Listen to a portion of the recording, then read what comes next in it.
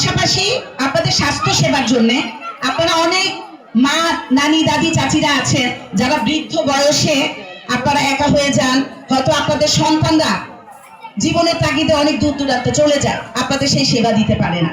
তো সেই ক্ষেত্রে জনাব তারেক রহমান সাহেব সেই লক্ষ্যে আপনাদের জন্য এখানে একটি দফা রেখেছে, সেটা হলো প্রত্যেক এলাকায় একটি কল সেন্টার থাকবে, যেখানে একটি নাম্বার থাকবে আপনাদের কাছে।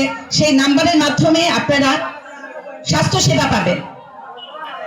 আপনারা সেই নাম্বারে কল দিয়ে ডাক্তার আপনাদের কাছে হাজির হয়ে যাবে এবং আপনাদের স্বাস্থ্য সেবা দিয়ে আপনাদের প্রয়োজনীয় ওষুধপত্র দিয়ে যাবে। পাশাপাশি কৃষক ভাইদের জন্যও এখানে অনেক সুযোগ সুবিধা থাকবে।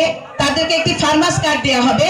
সেই ফার্মাস কার্ডের মাধ্যমে কৃষি উন্নয়নের যত কার্যক্রম আছে দেশের উন্নয়নের লক্ষ্যে, সেখানে আপনারা সরকারি আর্থিক সব ব্যবস্থা পাবেন। তো কাজেই এই যে 31 দফার যে লক্ষ্য, এটা বাস্তবায়নের জন্য